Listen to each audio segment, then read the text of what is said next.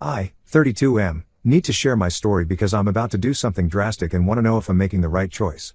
This all started last year when my life changed completely after a car crash that left me blind. Chloe, 30F, and I met in college through mutual friends. She was studying accounting while I was majoring in computer science. We dated for 2 years before getting married, and everything seemed perfect for the first 5 years of our marriage. I worked as a senior software engineer at a tech company, making good money. Chloe worked as an accountant at a prestigious firm downtown. We bought a nice house in a good neighborhood and were planning to start a family soon.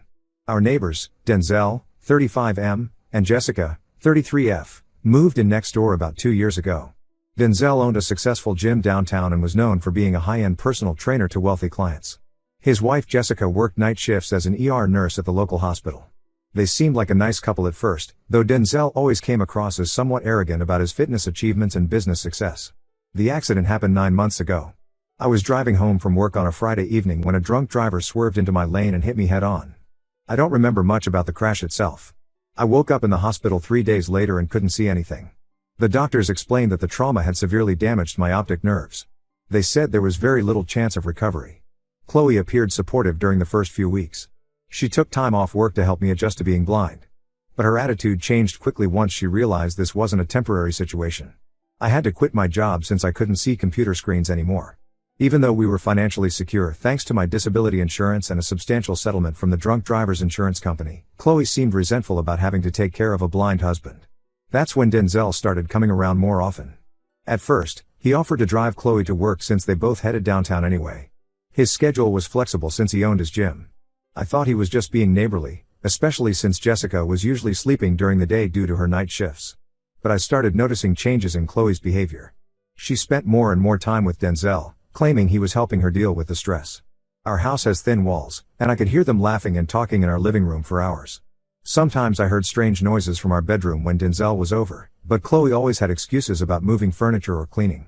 Things got worse over the next few months. Chloe became increasingly negligent about helping me.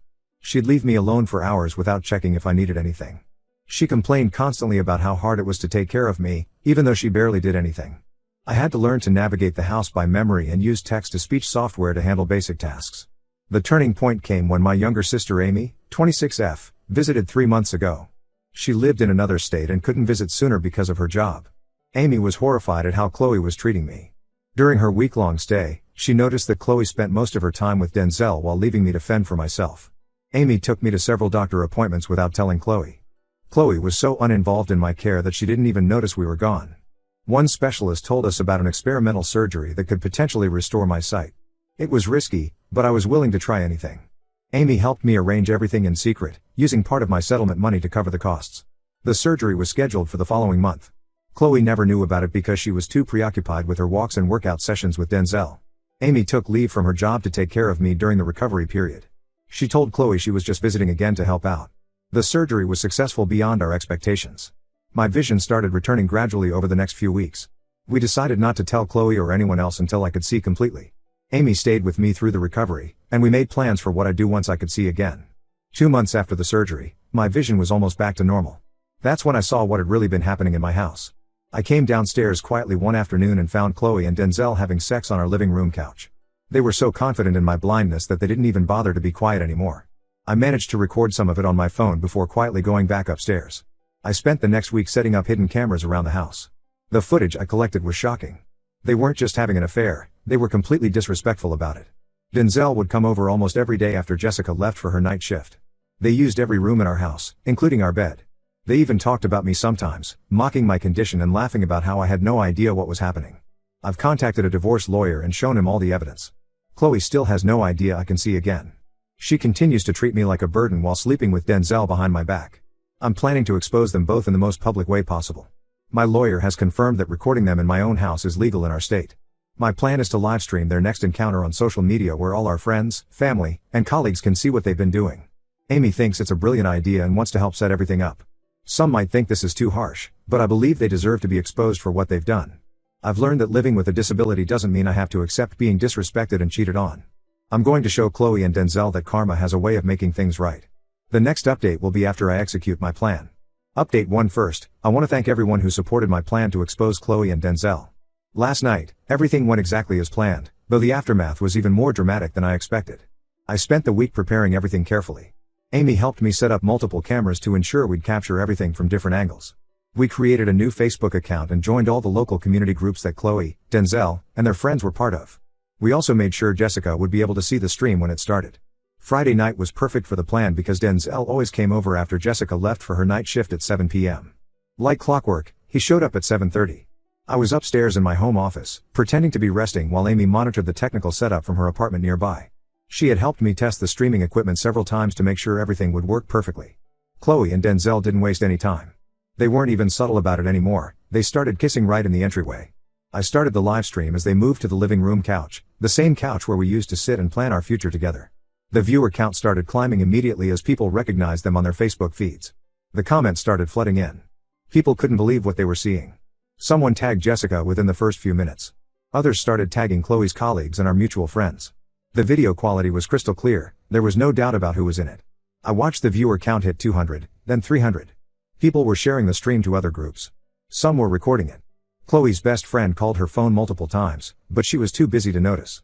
Denzel's gym's Facebook page was being tagged repeatedly. The real show started when Jessica burst through our front door at 8:15 p.m.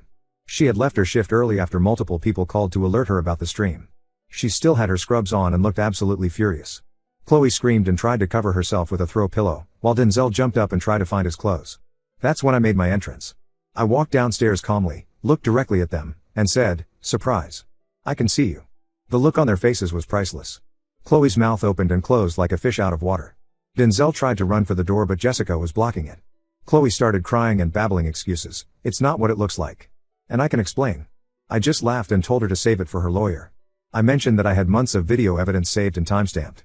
Denzel tried to threaten me about recording them without consent, but I reminded him that I had every right to record activities in my own home. Jessica was surprisingly calm. She looked at Denzel and simply said, "My lawyer will contact you tomorrow. Don't bother coming home." Then she turned to me and said, "Thank you for showing me what kind of man I married." She walked out with her head held high. Chloe switched from crying to begging. She claimed she only cheated because she was stressed about taking care of a blind husband. I couldn't help but laugh at that. I pointed out that she hadn't taken care of me at all. Amy had done everything while Chloe was busy sleeping with Denzel. I told her about the surgery and how she was so wrapped up in her affair that she hadn't even noticed I could see again. Denzel finally managed to get dressed and slinked out while Chloe was having her meltdown. By then, the stream had over 500 viewers. People were recording and sharing it everywhere. Chloe's phone was blowing up with calls and messages from family and friends who had seen everything. The aftermath was immediate and severe. Chloe's parents called me within an hour. Her mother was crying, apologizing for her daughter's behavior. Her father, who had always treated me like a son, said he was ashamed of Chloe and promised to support me through the divorce. Chloe's firm has a strict morality clause in their contracts. Her boss saw the video and called to inform her she was terminated effectively immediately. Apparently, they didn't want an adulterer handling their clients' accounts. The irony is that she had just been promoted last month. Denzel's business took an immediate hit. His gym's social media pages were flooded with comments from angry clients canceling their memberships. Several of his high-profile clients publicly cut ties with him. His business partner called to say they needed to talk about buying out a share of the gym. Chloe is currently staying with her sister. She's been trying to contact me through various friends and family members, but I've blocked her everywhere. My lawyer says I have an airtight case for a fault divorce with all the evidence. The prenup I insisted on has an infidelity clause that means Chloe gets nothing. Amy moved in temporarily to help me deal with everything. She's been amazing through this whole ordeal. Some people have criticized me for the public exposure, saying I should have handled it privately. But I don't regret anything. They humiliated me for months, thinking I was a helpless blind man who would never know the truth. They deserve to be exposed. I'll update again once the divorce proceedings start. There's more to this story that I recently discovered about their long-term plans for my settlement money. For now, I'm just enjoying the peace of not having to pretend I'm blind while my wife cheats on me in our own home. Update 2: A lot has happened since my last update, and I've discovered some disturbing information about Chloe and Denzel's plans. The aftermath of the livestream was far worse for them than I initially expected. Chloe has been living with her sister since I kicked her out. She's tried everything to contact me, creating new social media accounts, sending messages through mutual friends, and even getting her mother to plea on her behalf. I've maintained complete no contact except through our lawyers. The video spread far beyond our social circle, making her basically unemployable in our city. No accounting firm will touch her after the scandal. Denzel's life imploded spectacularly. His gym lost 70% of its members within 2 weeks of the livestream. Most of his wealthy clients cited moral concerns about continuing to work with him. His business partner initiated a forced buyout using their contract's morality clause. Denzel had to sell his share of the gym at a fraction of its value to cover the immediate losses. Jessica's divorce from Denzel is moving quickly. They had a prenup with a strict infidelity clause that he foolishly pushed for when they got married. Now it's coming back to bite him. She's getting the house, most of their assets, and he has to pay all her legal fees. She also filed a civil suit against him for emotional distress after finding out he'd been bringing his affair partners to their home. But here's the truly disturbing part that I recently discovered. During the divorce proceedings, Chloe's old phone was submitted as evidence. My lawyer found text messages between her and Denzel dating back to before my accident. They had been having an affair for at least 6 months before I lost my sight. The messages revealed their sick plan. After my accident, they saw an opportunity. They were going to wait until I was declared legally blind, then Chloe would convince me to grant her power of attorney. They planned to use my settlement money to start a new luxury gym franchise. Denzel had already begun looking at commercial properties. Chloe even discussed with Denzel about getting me declared mentally incompetent due to depression from my disability. They wanted full control of my assets. The messages showed them joking about how I would never know they were using my money to build their future together. The most shocking revelation was that Chloe had been secretly taking birth control while telling me she wanted to start a family. She told Denzel she didn't want to have a blind man's baby but needed to keep me hopeful about our future. Reading those messages made me realize I never really knew the woman I married. Amy has been crucial in helping me deal with all this. She's temporarily managing my new software project while I handle the legal proceedings. We're developing accessibility tools for visually impaired people, using my experience as inspiration. Several disability advocacy groups have already expressed interest in partnering with us. The local blind support group I joined during my recovery period has been incredibly supportive. After hearing my story, they shared similar experiences about partners taking advantage of their disabilities. We're now working together to create resources to help protect disabled individuals from financial exploitation. Denzel's professional reputation is completely ruined. The state fitness board is investigating complaints about him having inappropriate relationships with clients. 3 other women have come forward claiming he made advances while training them. His certification might be revoked. Chloe finally admitted to everything when confronted with the evidence. She tried to claim she really did love me but felt trapped after my accident.